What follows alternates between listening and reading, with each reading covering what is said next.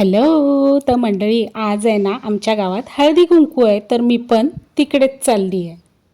रे बाबा बाबा, हे काय, मी स्टॉपवर पोचलो आणि NMT आली. नाहीतर अर्धा तास, पाऊण तास, 1 तास वाट बघितल्याशिवाय मला NMT किंवा बस मिळतच नाही. आज बरा वाटला, वाट पण जास्त बघायला नाही लागली आणि NMT कशी मस्त गारेगार AC वाली.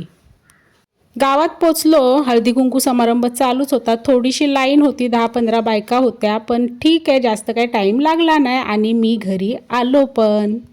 तर चला तुम्हाला हळदी कुंकूचं वाण काय दिलं ते दाखवते. आपल्या बायकांना जाम इंटरेस्ट असतो ना, हळदी कुंकूचा मान तर असतो, पण वाण काय हे पण जास्त इंटरेस्टिंग असतं. तर डॅन्टे डॅन दाखवते, व्यवस्थित दाखवते. पहिले फुल बिल भरून घेते आणि हे स्नॅक दिलं आहे थोडंसं आणि काय दिलं आहे ते तुम्हाला दाखवते. तर हे बघा, ही कढई दिली आहे. आता ती मी ओपन करते. मी पण अजून ओपन केली नाही, म्हणजे डायरेक्ट इथे घेऊन आली. आता मी पण बघते व्यवस्थित. तर वाव, मस्त ट्रिप्लाय कढई आहे. मी असं पण म्हणजे बघतच होती की मला ट्रिप्लाय कढई घ्यायचीच होती आणि बघितलं तर ही कढई डिशवॉशर सेफ होती, गॅस स्टोअर चालणार होती, प्लस इंडक्शनवरती पण चालणार होती.